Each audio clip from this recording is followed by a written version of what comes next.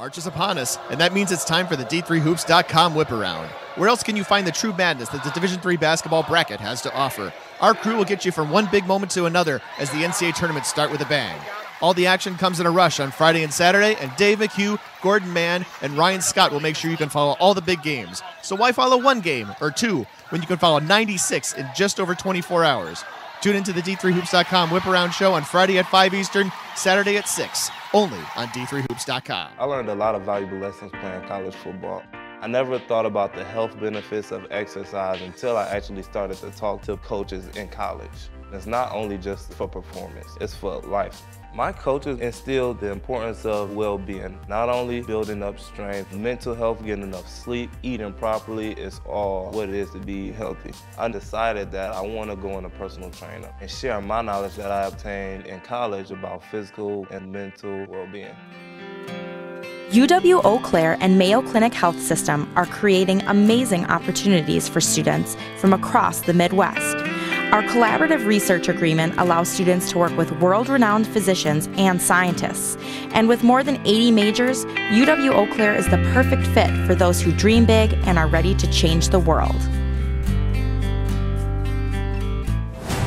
Big shots.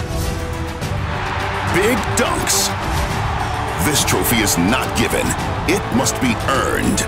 The 2019 NCAA Division III Men's Basketball Championship, March 15th and 16th at the Allen County War Memorial Coliseum Arena in Fort Wayne. With his third triple. Visit ncaa.com/tickets and secure your seats today. College basketball lives in Kansas City at the College Basketball Experience at Sprint Center. The College Basketball Experience is the place to get your game on. It's not a museum, it's an experience you won't forget. Discover the history of the game in the National Collegiate Basketball Hall of Fame, featuring the Gallery of Honor, Mentor Circle, and Honor Theater. Suit up in the latest CBE logoed Nike gear at the CBE Hoop Shop. Elevate your game today and visit the house that college basketball built.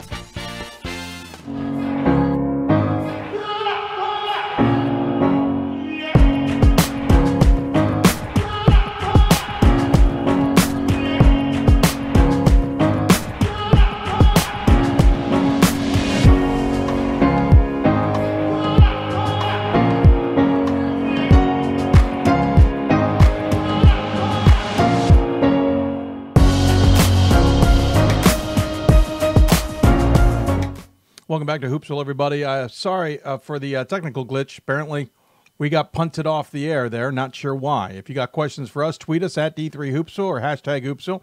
Email us, dave.mchugh@d3sports.com. We are back up and running. We will get everybody kind of tuned in on where we are. We are everywhere we can be and more. We will stay on top of the glitch. Don't know what happened. The funny thing is we thought we had finally solved it. Anyway, we're here.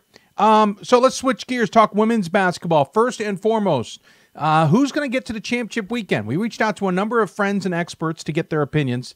Honestly, we were rather late in doing it, so we didn't get as much pull on the women's side, but we got a couple of guys who were willing to talk about who they think are going to be in the championship weekend. Here's their take. Hey, Pat Coleman here, executive editor of D3Hoops.com with picks in 30 for the Division III women's basketball bracket. Top left, I'm going with Thomas More. Can't not go with Thomas More. Bottom left, going with Tufts. Top right, I'm going to take St. Thomas. Bottom right, I'm going with Bowdoin. And then I'm going to take Thomas More to win it all, take this championship, and go home. That's my picks in less than 30. I still have 5 seconds to fill, so I'm going to send you back to Dave and Hoopsville. Good evening, everyone. I'm Tim Calderwood. I vote in the men's top 25, and I'm the SID at Benedictine University in Lisle, Illinois, who played in Salem on the men's side back in 2016. Dave McHugh has asked us for predictions in this year's Division III tournament, so let's take a look at the women's bracket, where I've had some familiarity, called a few national championship games with Gordon Mann and the D3 Hoops crew back a few years. There are a lot of very even teams with the potential for some dynamic matchups. And you can look no further than my first pick to reach Salem this year, Thomas More, who can meet a fellow top 5 team in the second round. The second round, a top 5 matchup with Trine. How about that? Thomas More will be tested, as they have been all year, gallivanting about the country, but that's nothing new, and I think the Saints emerge in that bracket. I do also think it's going to be another good year for the NESCAC. The conference has clearly established itself as the best in Division III with 3 top 10 programs consistently. So I'm also going to take Tufts, Bowdoin, and Amherst, although all 3 of those programs will face significant tests, perhaps even on the road. But then again, who doesn't in tournament play? As it relates to Salem, I think Tufts can end Thomas More's stay in Division III, and Bowdoin wins the meeting with Amherst in just the second meeting of the season between those 2 teams, which sets you up for the All-NESCAC final.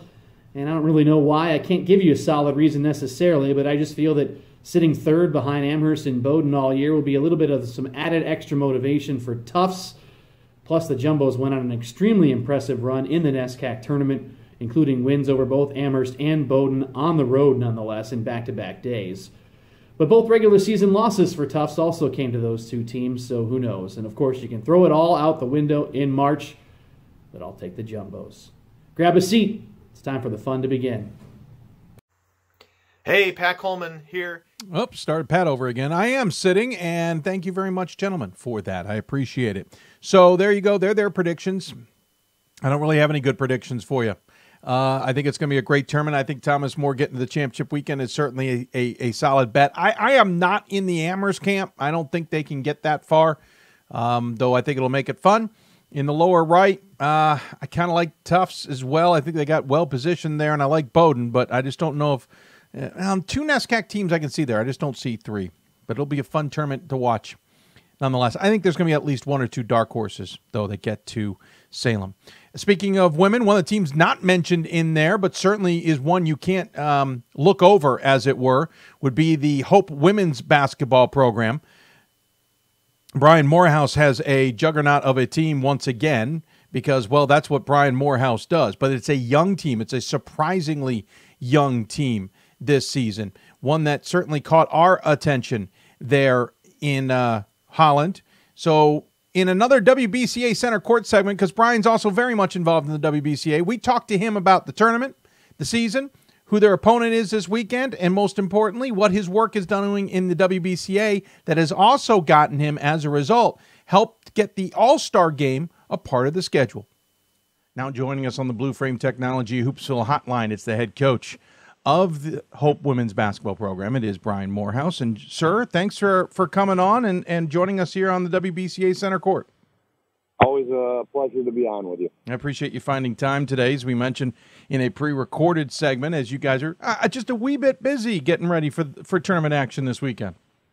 Yeah, a little bit of a road trip heading to Iowa, 455 miles from Holland, Michigan, and on a bus. And I appreciate you being able to do the interview earlier in the day due to our practice schedule. No, I appreciate it. I know these days are busy for everyone. Yeah, you're on your way to Wartburg or in Wartburg. You'll be taking on Wheaton in the first round. You guys have had a pretty interesting season. It's been you and Trine on top of the conference in a good old-fashioned battle. How is your team feeling going into this? Good. I think that we've improved as the season's gone along. We played a really good Thomas More team and lost earlier in the season. Had some, I think, really big wins at Oglethorpe against Oshkosh. Played a really, really good, I think, league season. And, Trine beat us up pretty good at home when we were early in our season. And then I think we got better and took them to a very, very tight game at their place in the regular season. And then obviously a heartbreaker in double overtime in the league tournament. But really excited that we're given a new life and we're in the national tournament. And, we know that the road is going to be incredibly tough. Even our first weekend pod is unbelievable. When you look at, my 20-some years in Division III basketball, they keep getting harder and harder every year because the talent gets better and better. Yeah, we'll touch on that in a moment. But, yeah, Trine had your number this year, obviously, in all 3, but they were tough games. And the only other loss you had was Thomas More, obviously one of the better teams in the country. So you guys are up there. You held your own outside of that. What has made this team so good this season, despite those 4 blemishes? Yeah, I think the best thing about this team is that we're fairly young, and we have improved as the season's gone along. We've had to tweak a little bit of our coaching just to meet this team's needs and talents. And it's been a challenge to our coaching staff to adjust. And I think the sign of good assistant coaches are ones that encourage the head coach to not be stuck in their ways, but to meet our team where we're at. So that's been a big challenge, but it's also been very rewarding. Obviously, you guys have always high expectations. I assume being in the tournament at this point has lived up to those. Yeah, absolutely. I mean, that's the goal at the start of the year is to win preseason tournaments, to win, do well in your non-league, win the league, which we didn't do. But I think that we played very well in our league, to be honest with you, and Trine played better than us at their place in the last 5 minutes of the game, and got us so that we didn't get to a coin flip for who hosted the league tournament. And I think that we continue to improve, and the goal is always to get in the national tournament and just see how good we are. And some years you suddenly move on to the next round. Some years you get beat and you're suddenly done. But you need to have that opportunity to help define your season. This team is young is the scary part for everybody. You've got one senior. Granted, it is Francesca Buchanan, who's one of the better players in the country, 14.5 points a game, nearly 7 rebounds a game, 2 assists a game. She's certainly the catalyst of this program, but it is an amazingly young team beyond that. This is a great learning experience for this team. This is a great learning experience for the head coach.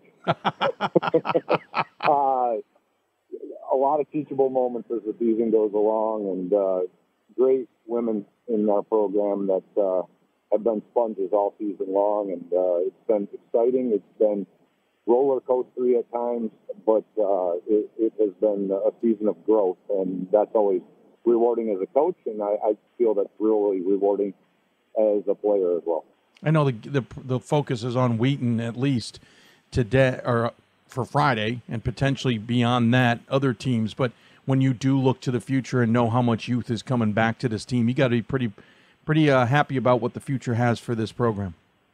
Yes, without a doubt. But with Frankie being a senior and 15 points a game and 7 rebounds a game and only 23, 24 minutes a game, because we're not just going to play her for stats. We're when we got the game in hand, we're going to play our younger kids, and we will miss her greatly and the lessons that she's brought to us. But I also think our younger players have learned a ton from being around her on just how to get better and how to approach practice. And she has been just an unbelievable leader in our program, not just as a player, but as a person. What do you think of Wheaton, your first-round matchup? Oh, they're good. They're always good. Coach Madsen has them well prepared. I think they're one of the more difficult teams to guard and be guarded by in the nation because of their length. I mean, 6'2", 6'2", 6 foot, 5'11", 5'10" is, for Division III purposes, huge. I mean, maybe an Amherst has that size, maybe a Bowdoin and Tufts, but I mean, that is a lot of length. And they just run such great motion offense. It's almost impossible to take them out of what they're doing. You just have to try to have a hand up when they shoot it, do the best you can on their center, and she is just an absolute load. She is so talented, left-handed. They're really, really good. I would say it's one of the most difficult first-round matchups I've ever had in the NCAA tournament, if not the most difficult. Yeah, it certainly is interesting because you look around the bracket a bit, and there's a lot of first-round tough matchups, but it almost feels like women's basketball is starting to get a little bit deeper in recent years. Oh, it's a lot deeper. It's a lot deeper. We used to come out and we just plan on, if you had a pretty good season, your first-round matchup would be, if we play really poorly, we might lose this. But we're probably playing in the second round. And now it's like battle. You better be spot on in game one from the tip, or else you're going to go home, and that makes it more exciting. I think it makes our game better, the game of women's basketball, and I think it's a real uptick for the game of women's basketball, in particular, Division III.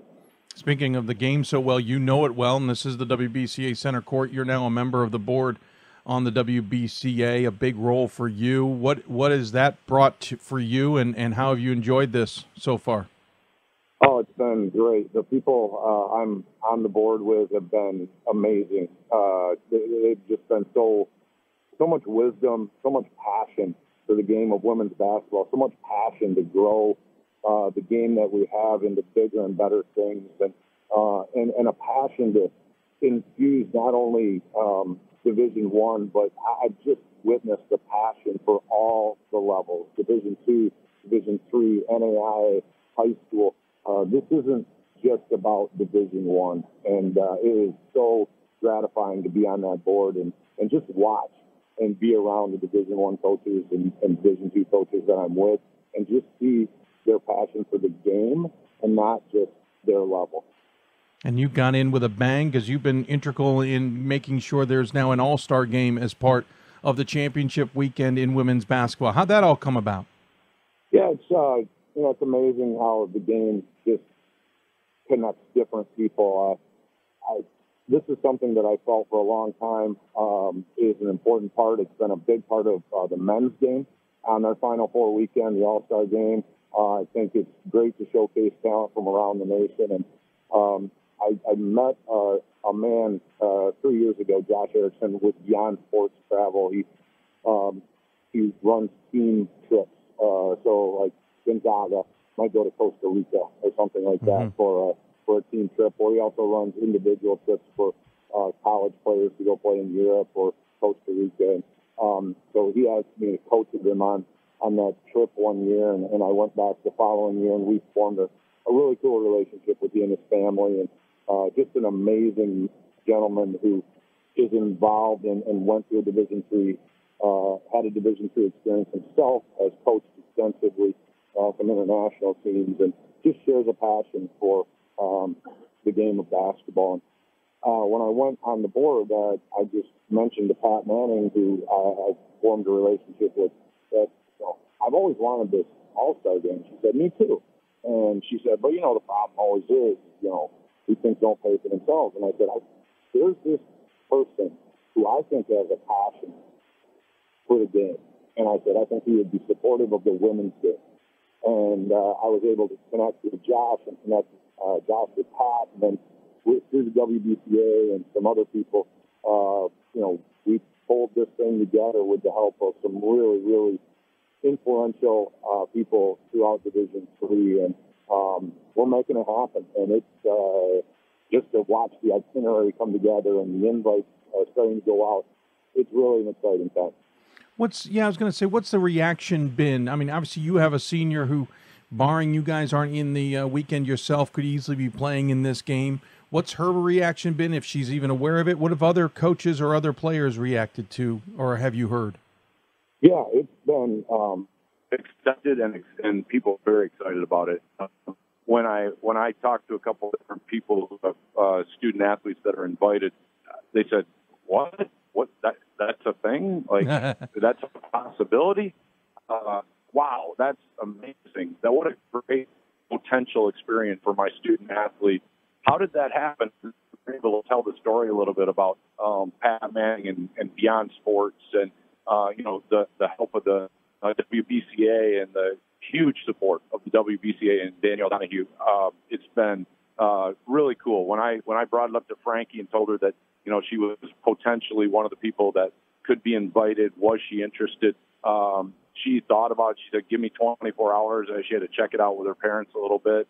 Mm-hmm. Then she came back and she said, "I'm in." She goes, "What a cool thing to be around all those great players." She said, "Now, don't get me wrong. I want to be playing that weekend with my team, with Hope College." But no, it sounds like a real experience. So that's been sort of the reaction of all the coaches and players that I've talked to. One of just, hey, this is a really cool thing for the game of Division III women's basketball.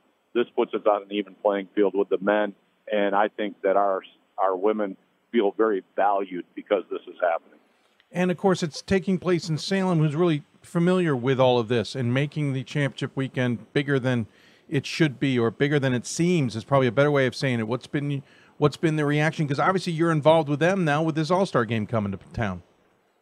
Yeah, they've been incredibly helpful. Both the local colleges and the people that are oversighting the Final Four weekend, and their wisdom has been really helpful that they bring from the men's game, right? So they've had the men's All-Star game there, and they've been real helpful in just saying, you know, you don't have to do it exactly like the men did it, but here's a couple of things that went really well that you might want to think about. And that kind of wisdom and insight has been incredibly helpful as we went about the planning.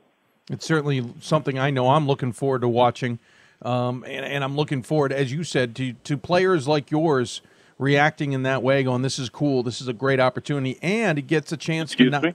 Well, it's just great to see these players react in that way, and you get a chance to see the Final Four teams and these All-Stars. It just makes the weekend bigger.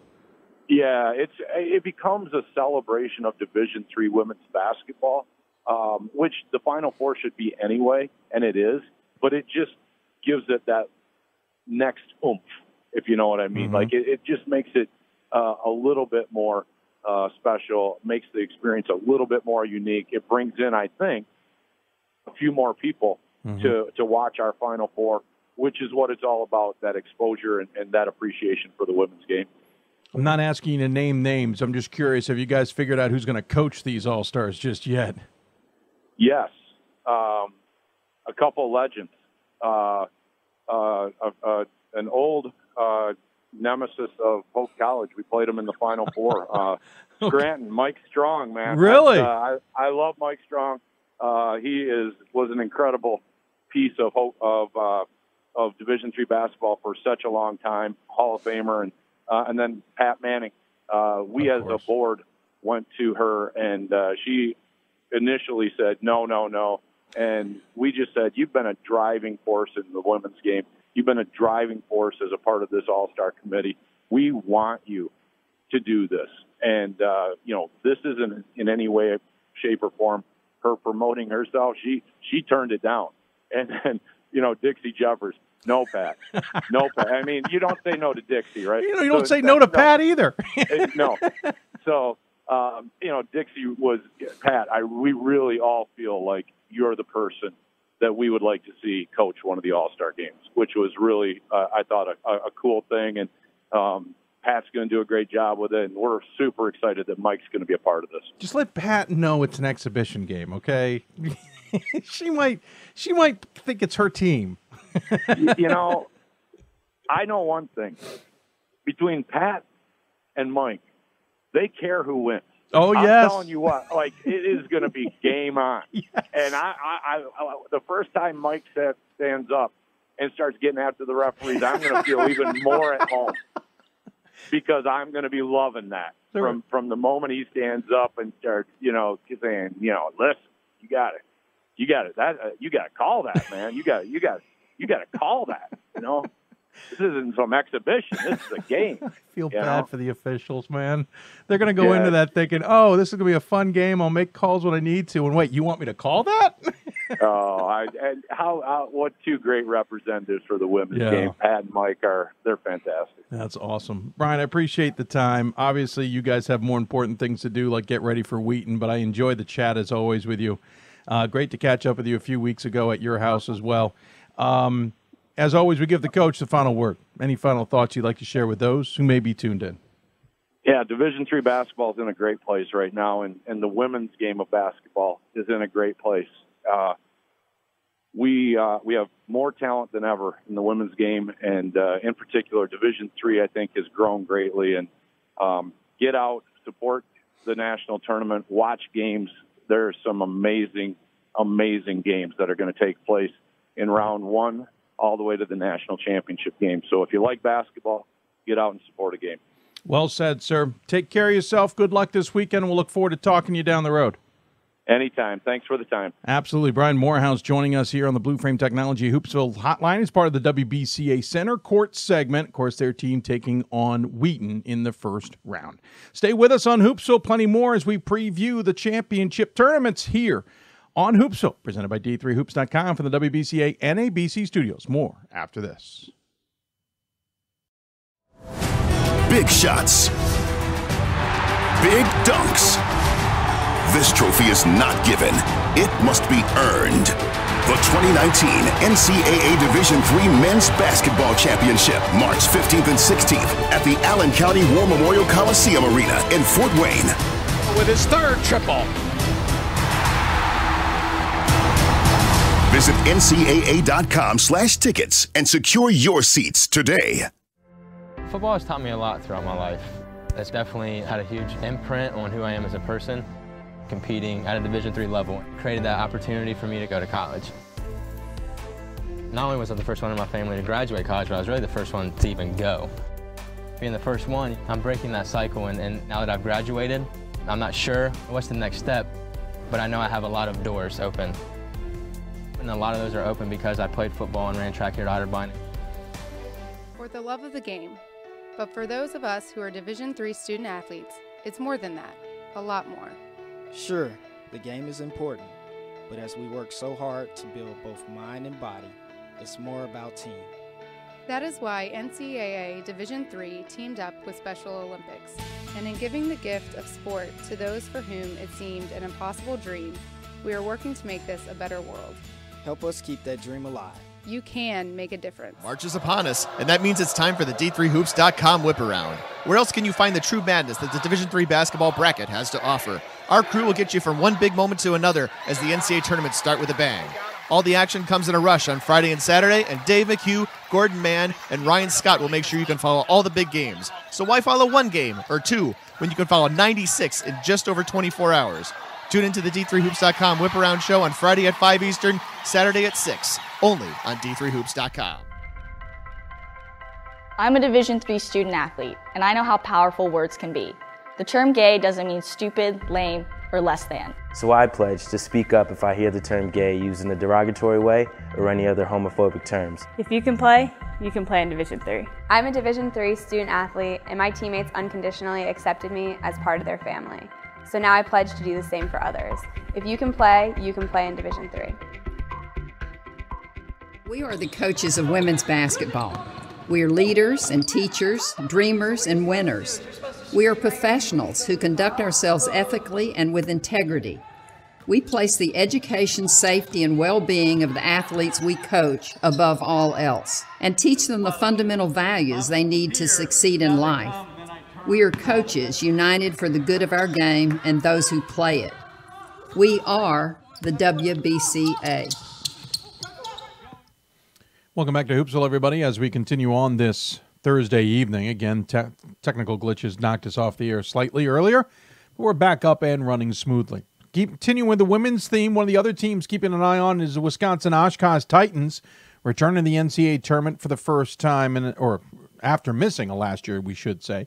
They're at home this weekend with Pomona Pitzer on their docket. Of course, Loris and DePaul on the other side of things. I caught up with Brad Fisher earlier today to talk about just how challenging things are for his squad and whether he thinks they have a chance at a championship. Also, what's so unique about this year? We talked earlier today, as I mentioned.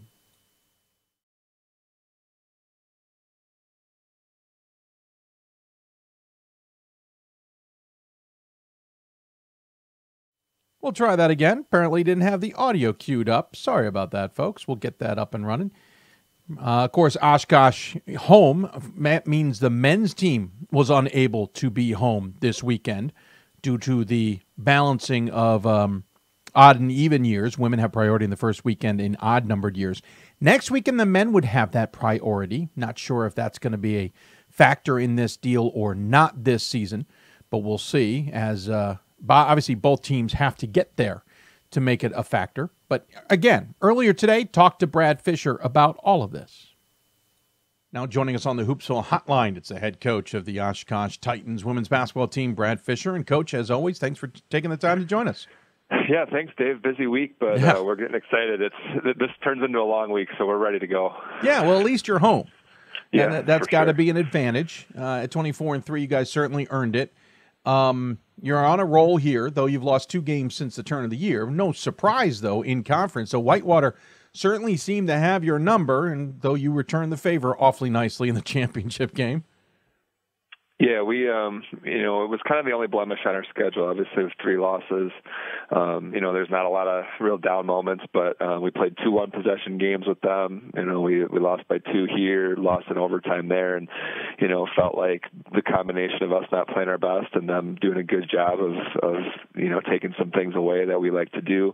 In the back of our minds, we were kind of hoping for another chance at it, and, obviously that happened last Sunday, and we were able to play much better, and, I think kind of help erase some of the demons of the first 2 losses. But regardless, we've had a great season, a season that I'm not sure we expected to be in this position, and now we're just trying to have fun with it and hopefully take advantage of being at home. You were 21-6 last season, 9-5 in the conference, kind of a step back from the year before. We all knew it was going to be a battle in the conference, but it felt like it didn't break out like we all thought it would. I mean, to see Stevens Point at the bottom of the rankings was a little bit of a surprise. See Eau Claire down at 500 seemed a little bit of a surprise. Whitewater competitive, certainly. Did this season break out in the WIAC like everyone thought it would, or was it very different?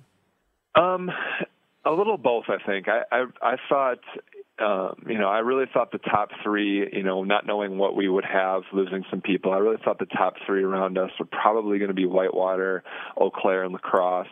Eau Claire returned everybody, and then, their best player tore ACL right away in October. So I think that changed what their season could be. They still got off to a great start, and I think kind of just ran out of gas because they were so shorthanded and dealt with so many injuries. We thought La Crosse was going to be good, and they were. We thought Whitewater would be really good. They played a great non-conference schedule and then got off to kind of a slow start in the league and then went on a tear kind of starting with beating us. So, I thought the top, in a way, kind of played out again. Eau Claire's injury was kind of the wild card that I think opened things up for everyone else. I mean, we were picked for 3rd, and, I thought that was probably right, even though we haven't finished that low since we've been here. Yeah. But, I thought it was going to be a dogfight, and Stout, I think, was better than a lot of people thought with a new coach. But, they were in and really played a big factor in us winning it with a couple of the wins that they got. So I thought the league depth-wise was strong, and Stevens Point was really young. River Falls had a coaching change. So there was just a lot of circumstances, I thought. Obviously, Megan at Platteville, those guys went through so much with her situation. So, everyone had kind of their own unique story this year. So it ended up, working out in our favor where we played really well, really consistent over the course of the year. And, we weren't probably expected to win it and being picked 3rd. So for us to be able to win it by 2 games, obviously it was a really good year for us. And wins over Loris and Wheaton, certainly, and yes, a loss to Hope, but a game against Hope. Those all come back and look so much better now after the fact because of how those teams ended up performing this year. Yeah, and we were really weak with our schedule last year, and we knew it going in, and we actually didn't even fill our schedule. We couldn't find an 11th game, and having to fill 11 is so difficult in our league, especially with us being a little bit further north. So, we knew coming into the year Loris and Wheaton were going to be really good. We got hope in that tournament in Ohio. So, we felt good about how we were going to be able to test ourselves this year compared to last year. And, we had brought in a lot of new people, a lot of new freshmen, so there was some uncertainty with what we were capable of, knowing we were going to be playing a tougher schedule, but winning some of those games early really built a lot of confidence. And by the time we got to the league, having played, those teams that are really doing well in other leagues, we felt like, hey, we've played teams as good as what we might see here in the conference. So there's no reason why, going to Wheaton and winning can't be like going to La Crosse or Whitewater and trying to win. So I thought that prepared us really well, and our kids were just so consistent this year and so balanced. We had no star. We had 10 different leading scorers in our games, and I think that mentality and that unselfishness really paid off. It's interesting. You have a mixture of not leadership, but of experience in youth when you look at your stats, and there's a bunch of things that jump out, but I'll start with the fact that the top 6 scorers, 4 of our seniors, 2 of them are sophomores, and it's a 2-2-2 breakdown. So 2 seniors leading the way in Samuels and Schneider, then 2 sophomores in Arnson and Porath, and then Pustina and Rabbis, 2 seniors again. It's that kind of nice mixture you guys have for a team that didn't know what you had. You kind of have a little of both. Yeah, it was, we were really balanced. We don't have a leading scorer. We didn't have anyone average 10 points a game, which for a conference champion, I think they figured out here that the last time that happened, the WIAC was in the early 2000s, 15 to 20 years ago. So we had to rely on someone different every night. The nice part for a coach was we had really a 12-player rotation. So, you just needed 6 or 7 of them to play well on a given night. And if someone's not playing well or it's not a good matchup, there was another place to go. So, in that respect, I think, between the coaches and the players, we were able to push the right buttons on a given night with a given matchup. And, I think it leaves us some ceiling for the future, when we do lose this good group, that we've got some girls that have stepped up and played in big games. But, that balance and that, whose night is it mentality is, I think, kind of helped us stay focused and everyone understanding that there's an opportunity most nights, but we also need you to play well and do your job because, if you have a rough night, we've got someone else that's going to hopefully jump in and step in for you. So I think that piece across our program over the course of this year, more than any season that we've had, really paid off, and I think it kept our mentality, at the right spot where we just felt like we've got a good chance because we've got enough good players in the locker room where if things aren't going well, we can figure it out. Yeah, again, nobody in double figures. Samuel's at 9.8.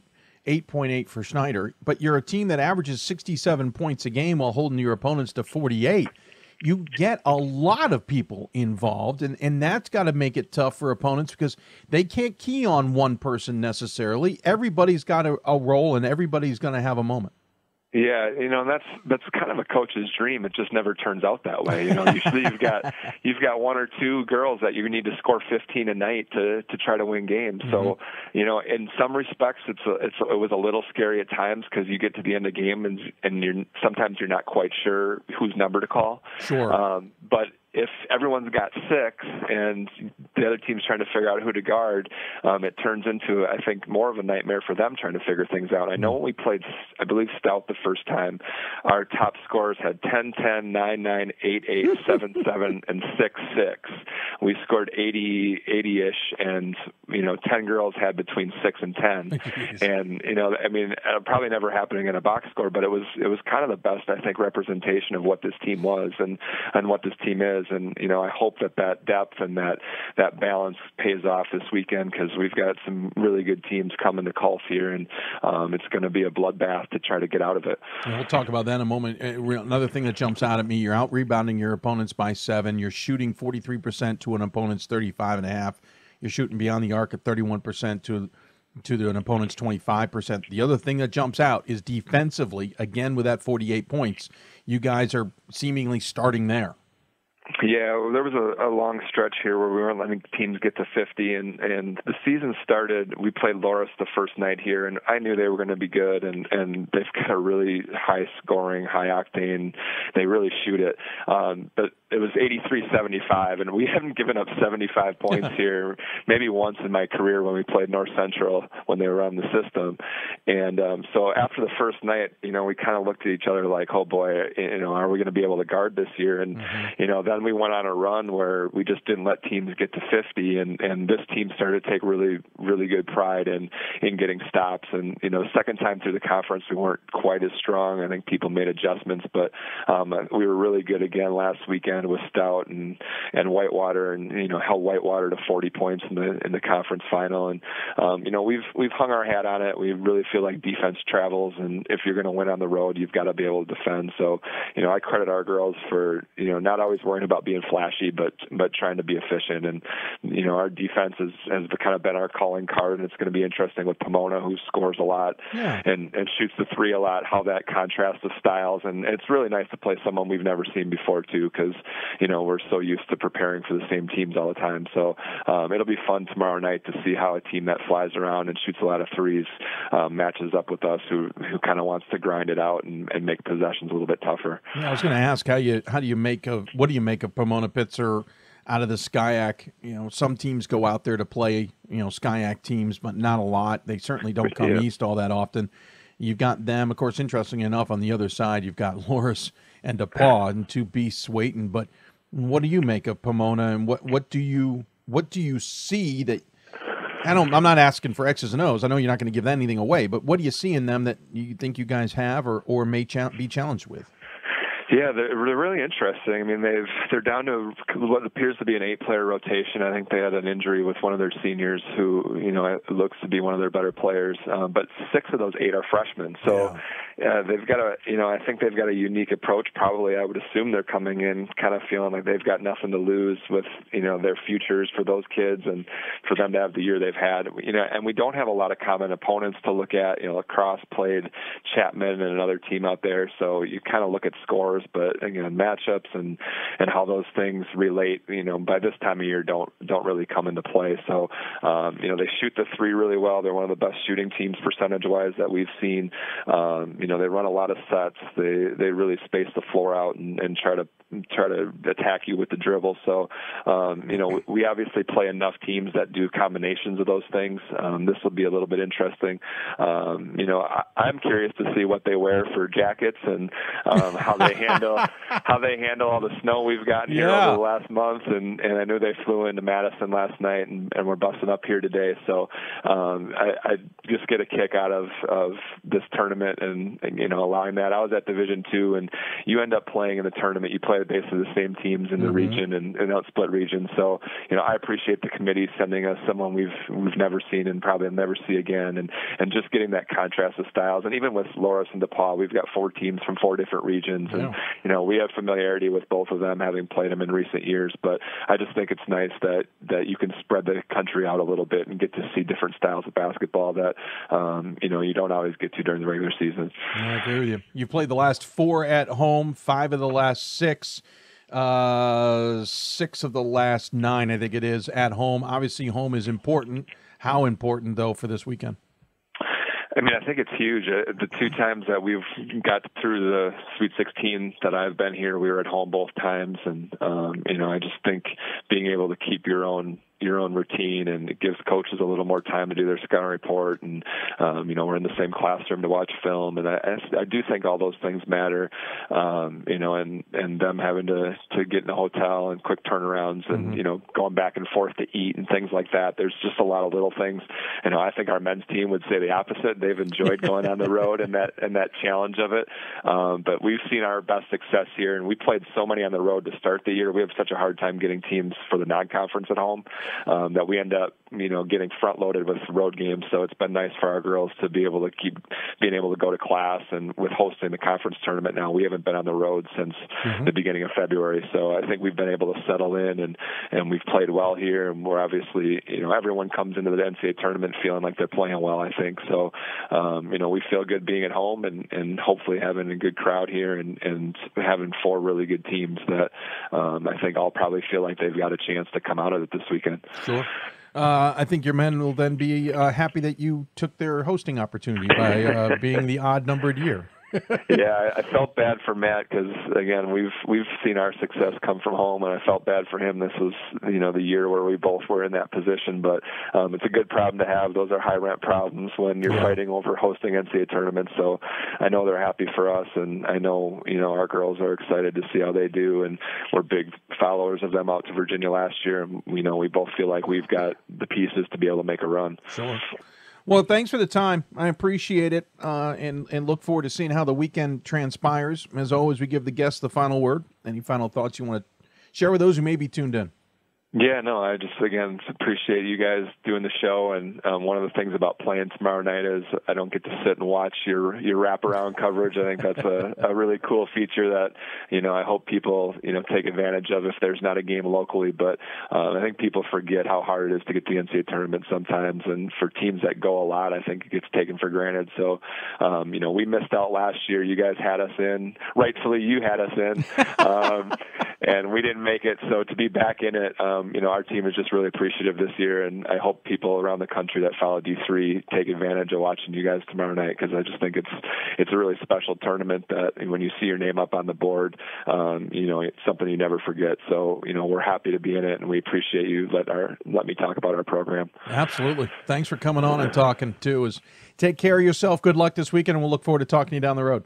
Appreciate it, Dave. Thank you. He is Brad Fisher joining us from Wisconsin Oshkosh, again in a pre-taped interview. They are 24-3 overall. They will take on Pomona Pitzer in the first round, and again, Loris and DePaul in the other matchup. When we come back, we'll switch gears and we'll talk about a Texas Dallas team who's hanging out in Walla Walla, Washington, getting ready to play their game.